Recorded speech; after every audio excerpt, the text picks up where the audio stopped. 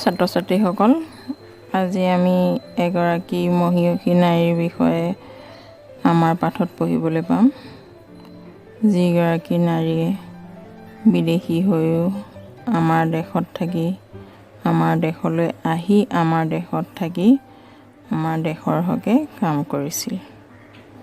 সেয়েহে তেওঁ ভাৰতীয় বিভিন্ন উপাধিৰে বিভূষিতা হৈছিল।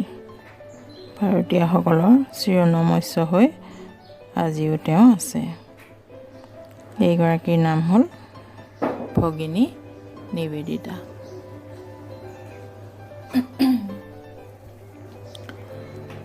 এতিয়া আমি পাঠলৈ আগুৱাই যাওঁ।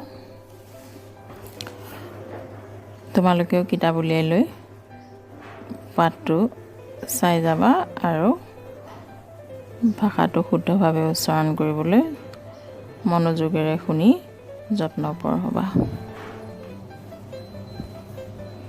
ভগিনী নিবেদিতায় জন্ম সপ্তষষ্ঠি অধিকম অষ্টাদশ শততমে বৰ্ষে অক্টোবৰ মাসস্য চতুৰ্বিংশতি তাৰিকায়াম উত্তৰী আয়াৰলেণ্ড মধ্যে অলষ্টৰ নামকে নগৰে অভৱত। ভগিনী নিবেদিতাৰ জন্ম অক্টোবৰ মাহৰ 24 তাৰিখে আয়াৰলেণ্ডৰ অলষ্টৰ নামৰ নগৰত হৈছিল। ঐস্যাহা মূল নাম মাৰ্গাৰেট নোবল আছিল। তেওঁ আচল নাম আছিল, প্ৰকৃত নাম আছিল মাৰ্গাৰেট নোবল। ঐস্যাহা পিতা এক ক্ৰান্তিকাৰী দেশভক্ত, মাতা ধৰ্মশীলা মহিলা আছিল। এওঁৰ দেউতাক আছিল এজন দেশভক্ত আৰু মাক আছিল ধৰ্মপৰায়ণা মহিলা। মাৰ্গাৰেটবি স্বপিতা কান্তে পাঠং মাতু সংসৰ্গাত স্বতং স্বভাৱ অবাপ্তৱতী। মাৰ্গাৰেটেও কি হৈছিল, স্বপিতা নিজৰ পিতৃৰ কাষত, ক্ৰান্তেহে আন্দোলনৰ, পাঠং পাঠ আন্দোলনৰ পাঠ, দেশভক্তিৰ পাঠ, মাতুহু সংসৰ্গাত মাৰ ওচৰত, স্ব আৰু মাজত আৰুটো আহিব, সংসৰ্গাত স্ব আছে আৰু মাতুহু সংসৰ্গাত মাৰ কাষত, স্বতং স্বভাৱম অবাপ্তৱতী মাৰ পৰা কি পাইছিল, সৎ স্বভাৱ লাভ কৰিছিল। দেউতাকৰ পৰা দেশভক্তিৰ আৰু মাকৰ পৰা সৎ স্বভাৱ তেওঁ লাভ কৰিছিল। বাল্যেব ঐস্যাহা পিতা দিবংগতা অভৱত। ল'ৰালি তেওঁৰ শৈশৱকালতেই তেওঁৰ দেউতাকৰ মৃত্যু হৈছিল। তদা মাতা এব ঐস্যাহা লালনং পালনম অকৰোত। তেতিয়া তেওঁ মাকে তেওঁক লালন পালন কৰিছিল। সা অধ্যয়ন অধ্যাপনে নিয়োজিত্বা তস্যৈ ঈশ আৰাধনাং প্ৰতি প্ৰেৰিতৱতী। তেওঁ নিজকে অধ্যাপনত নিয়োগ কৰি তস্যৈ তেওঁক ঈশ্বৰ আৰাধনাং প্ৰতি প্ৰেৰিতৱতী আৰু ঈশ্বৰ আৰাধনা কৰিবলৈ পঠাইছিল। সা শব্দৰে ইয়াত নিবেদিতাক বুজাইছে। তস্যৈ মিন্স তেওঁ মাকক বুজাইছে, যে তেওঁ নিজে অধ্যাপন কৰি মাকক ঈশ্বৰ আৰাধনা কৰিবলৈ পঠাইছিল। অধ্যাপন কালেব সা আইৰিছ ক্ৰান্তিকাৰীণাং সম্পৰ্কে আগতা। তেওঁ অধ্যয়ন কৰাৰ সময়তেই আইৰিছ দেশভক্তসকলক, আন্দোলনকাৰীসকলৰ সম্পৰ্কলৈ আহিছিল। সা স্বদেশস্য স্বাধীনতা সংগ্ৰামায়পি সমৰ্পিতা আছিল। তেওঁ নিজৰ দেশৰ স্বাধীনতা সংগ্ৰামৰ প্ৰতিও তেওঁ নিজকে সমৰ্পিত কৰিছিল। একতঃ কান্তে মাৰ্গ অপৰতঃ আধ্যাত্ম ৰুচিয়েব তস্যাহা মনসি দণ্ডপূৰ্ণ বিচাৰং জাতম। একতঃ ক্ৰান্তে মাৰ্গ, এফালে আন্দোলন দেশভক্তৰ পথ, অপৰতঃ আৰু আনফালে আধ্যাত্ম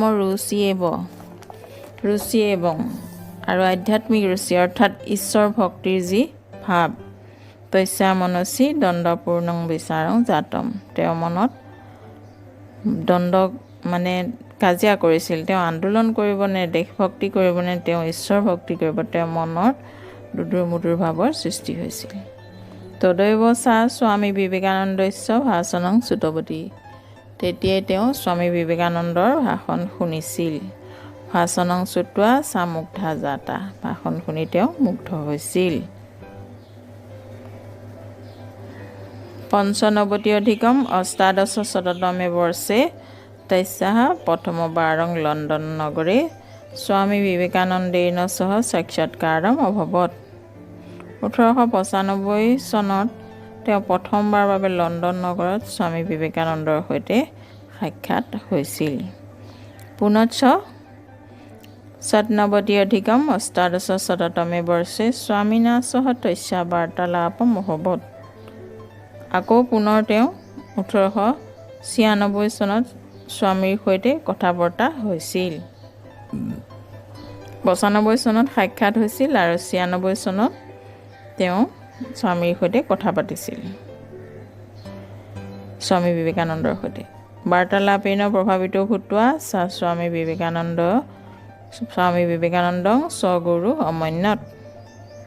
কথা বতৰাৰ পৰা তেওঁ প্ৰভাৱিত হৈ স্বামী বিবেকানন্দক নিজৰ গুৰু বুলি মানিছিল। ভাৰতেন স্নেহং কুৰু ভাৰতীয় জনানাং সেৱাং কুৰু ইতি মন্ত্ৰং গৃহীত্বা 98 অষ্টাদশ শততমে বৰ্ষে স্বা ভাৰত দেশম আগতৱতী। ভাৰতীয়সকলক চেনেহ কৰা, মৰম কৰা আৰু ভাৰতীয়সকলৰ সেৱা কৰা, এই মন্ত্ৰ গ্ৰহণ কৰি তেওঁ 1898 চনত ভাৰত দেশলৈ আহিছিল। স্বামী বিবেকানন্দ তাং মানস কন্যাং অমন্যত নিবেদিতা ইতি নাম প্ৰদাদত। স্বামী বিবেকানন্দই তেওঁক মানস কন্যা মানিছিল আৰু নিবেদিতা এই নাম প্ৰদান কৰিছিল। শ্ৰী অৰবিন্দ ঘোষ মহোদয়েন সা ভগিনী নিবেদিতা তথা ৰবীন্দ্ৰনাথ ঠাকুৰ মহোদয়েন লোকমাতা ইতি নামনা বিভূষিতা। অৰবিন্দ ঘোষ মহোদয়ে ভগিনী নিবেদিতা আৰু ৰবীন্দ্ৰনাথ ঠাকুৰ মহোদয়ে লোকমাতা এই নামেৰে তেওঁক বিভূষিত কৰিছিল। এবং চিৰকুমাৰী ভগিনী নিবেদিতা লোকমাতা অভৱত। এইদৰে চিৰকুমাৰী অৰ্থাৎ বিবাহিত নোহোৱা, বিয়া নপতা, তেওঁক সেইকাৰণে চিৰকুমাৰী বুলি কোৱা হৈছে। ভগিনী নিবেদিতা লোকমাতা অভৱত, লোকমাতা জনগণৰ মা হৈছিল। সা কলকাতা নগৰস্য বাগবাজাৰ নামকে স্থানে স্থিতং নিজ গৃহং সেৱা কুটীয়া নামনা প্ৰচাৰিতৱতী। তেওঁ কলিকতা নগৰৰ বাগবজাৰ নামৰ ঠাইত থকা নিজৰ ঘৰখন সেৱাকুটীৰ নামেৰে প্ৰচাৰ কৰিছিল। দেশস্য মহন্ত নেতাৰ চিন্তকা বুদ্ধিজীৱিন পত্ৰকাৰা সাহিত্যকাৰাস্য ৰবীন্দ্ৰনাথ ঠাকুৰ মহোদয়, গোপাল কৃষ্ণ গোখলে, ডাক্তৰ বিপিন চন্দ্ৰ পাল, অৰবিন্দ ঘোষাদয় তত্ৰৈৱ আগত্য বিচাৰ বিমৰ্শং কুৰ্বন্তি স্ম। তেওঁ ঘৰ সেই সেৱাকুটীৰ নাম দিয়া ঘৰলৈ কোন কোন আহিছিল? দেশৰ মহান নেতাসকল আহিছিল, চিন্তাবিদসকল আহিছিল, বুদ্ধিজীৱীসকল আহিছিল, সাংবাদিক আৰু সাহিত্যিকসকল আহিছিল। তাৰ লগতে আহিছিল ৰবীন্দ্ৰনাথ ঠাকুৰ, গোপাল কৃষ্ণ গোখলে, বিপিন চন্দ্ৰ পাল, অৰবিন্দ ঘোষ আদি মহান ব্যক্তিসকলে তালৈ আহি কি কৰিছিল? আলোচনা বিলোচনা কৰিছিল। ভাৰতীয় স্বতন্ত্ৰতা সংগ্ৰামে সা অপ্ৰত্যক্ষ ৰূপেণ স্বসেৱাং সহযোগং চ অদদাত। ভাৰতীয় স্বাধীনতা সংগ্ৰামতো তেওঁ পৰোক্ষভাৱে, অপ্ৰত্যক্ষ মানে প্ৰত্যক্ষভাৱে নহয়, পৰোক্ষভাৱে স্বসেৱাং সহযোগং চ অদদাত, নিজৰ সেৱা আৰু সহযোগ প্ৰদান কৰিছিল বা দিছিল। সা পঞ্চধিকম শততমে বৰ্ষে বংগভংগ আন্দোলনস্য নেতৃত্বমপি অকুৰুত। তেওঁ 1905 চনৰ বংগভংগ আন্দোলনৰ নেতৃত্ব কৰিছিল। লৰ্ড কাৰ্জন মহোদয়স্য ভাষণস্য অসত্যতাং প্ৰমাণয়িতুম সা অমৃত বাজাৰ পত্ৰিকায়াম লেখমেকম অলিখত। লৰ্ড কাৰ্জন মহোদয়ৰ ভাষণক অসত্য বুলি প্ৰমাণ কৰিবলৈ, মিছা বুলি প্ৰমাণ কৰিবলৈ তেওঁ অমৃত বাজাৰ পত্ৰিকায়াম লেখমেকম অলিখত, অমৃত বজাৰ নামৰ বাতৰি কাকতখনত এটা লিখিছিল। আন্দোলনকাৰীণাং কীৰ্তে কবিতায়া ৰচনামপি অকৰোত। আন্দোলনকাৰীৰ কাৰণে তেওঁ কবিতা ৰচনাও কৰিছিল। रामकृष्ण मिशन नामकस्य संस्थाया सेवाकार्ये सा भागम् अवहत् निस्वार्थरूपेण सेवांश अकरोत्। ৰামকৃষ্ণ মিছন নামৰ সংস্থাৰ সেৱা কাৰ্যত তেওঁ ভাগ লৈছিল আৰু নিস্বাৰ্থৰূপে সেৱা কৰিছিল। সদধিকম নৱদশ শততমে বৰ্ষে পূৰ্বী বংগাল প্ৰান্তে ভীষণম অকালস্য অৱসৰে সা সেৱা কাৰ্যং প্ৰাৰভত। 1906 চনত পূৰ্ব বেংগল ৰাজ্যত বহুত অকাল হোৱাৰ সময়ত তেওঁ তাত সেৱা কাৰ্য আৰম্ভ কৰিছিল। স্বয়ং কষ্টং চোৰহা পীড়িতবান অচেবত, নিজে কষ্ট সহ্য কৰি পীড়িতসকলক সেৱা কৰিছিল। কলকাতা নগৰে প্লেগ ৰোগেন পীড়িতবান জনানপি অচেবত, কলিকতা নগৰত প্লেগ ৰোগত পীড়িত হোৱা আক্ৰান্ত হোৱা মানুহকো তেওঁ সেৱা কৰিছিল। তস্যা কাৰ্যশৈলী আছিল, তেওঁ কাৰ্যশৈলী আছিল স্বয়মেৱ কাৰ্যং প্ৰাৰভত, নিজেই কাম আৰম্ভ কৰা। জনাহা অৱশ্যমেৱ আগমিষ্যন্তি, মানুহবোৰ নিশ্চয়কৈ আহিব। ইতি এইবুলি চা ভাৰতীয়কৃতৈ অপমানমপি অসহত, ভাৰতীয়সকলৰ কাৰণে কৰা অপমানো তেওঁ সহ্য কৰা নাছিল। The master as I saw him, cradle tales of Hinduism, the way of Hindu life প্ৰভৃতি পুস্তকানি স্বামী বিবেকানন্দস্য বিষয়ে হিন্দু ধৰ্মস্য বিষয়ে চ লিখিতানি পুস্তকানি চৰ্চিতানি সন্তি। তেওঁ লিখিছিল কি? The master as I saw him, cradle tales of Hinduism, the way of Hindu life, এইকেইটা হিন্দুৰ বিষয়ে হিন্দু ধৰ্মৰ বিষয়ে লিখিছিল। আৰু the master as I saw হিম, এইটোত তেওঁ স্বামী বিবেকানন্দৰ বিষয়ে লিখা হৈছিল। এই কিতাপবোৰত তেওঁ স্বামী বিবেকানন্দৰ বিষয়ে লিখিছিল আৰু হিন্দু ধৰ্মৰ বিষয়ে লিখিছিল আৰু আলোচনা কৰিছিল। सा जगदीश चंद्र बसु महोदयेन लिखितम पुस्तकद्वयस्य बांग्ला भाषायाम् अनुवादम अकरोत्।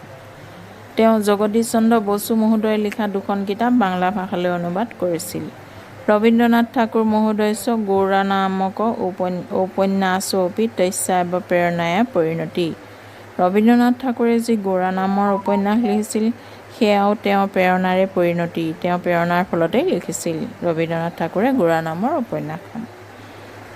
सा पूर्णरूपेण भारतस्य धर्माय दर्शनाय संस्कृतस्य समर्पिता आसीत्। তেওঁ সম্পূৰ্ণৰূপে ভাৰতৰ ধৰ্মৰ দৰ্শনৰ, ভাৰতীয় দৰ্শনৰ আৰু ভাৰতীয় সংস্কৃতিৰ প্ৰতি সমৰ্পিত হৈছিল। सा ভাৰতীয় নাৰীষু লজ্জা নম্ৰতা পবিত্ৰতা ইত্যাদি গুণান গৰ্বস্য কাৰণম অমন্যত নতু অসভ্যতায়া। তেওঁ ভাৰতীয় নাৰীসকলৰ লাজ নম্ৰতা আৰু পবিত্ৰতা আদি ধৰ্ম গৰ্বৰ কাৰণ বুলি মানিছিল, এইটো অসভ্যতাৰ বুলি ভবা নাছিল। লাজ কৰে তেওঁলোকৰ সেই কাৰণে বুলি মানুহে যিটো কয় সেইটো তেওঁ মনা নাছিল। তাৰমানে এইখিনি তেওঁ গৰ্বৰ কাৰণ বুলিহে মানিছিল, ভাৰতীয় নাৰীৰ যিখিনি গুণ আছে সেই গুণখিনি। জীৱনস্য অন্তিমে কালে চা কষ্টেন পীড়িতা আছিত। জীৱনৰ শেষ সময়ত তেওঁ বহু কষ্ট পাব লগা হৈছিল।